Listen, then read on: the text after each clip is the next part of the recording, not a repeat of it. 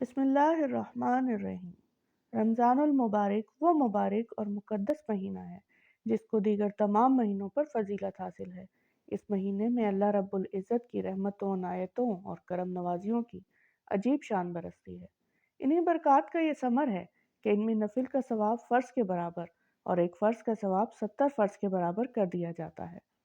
اگر آپ چاہتے ہیں کہ پورا سال آپ پر اللہ تبارک و تعالیٰ کا فضل و کرم رہے تو رمضان المبارک کا چاند دیکھ کر 21 مرتبہ سورہ قدر پڑھیں اور اللہ کے حضور رو کر گڑگڑا کر انتہائی عاجزی سے دعا کریں۔ انشاءاللہ تعالیٰ پورا سال آپ کے اوپر رزق اس طرح برسے گا جیسے کہ می برستا ہے۔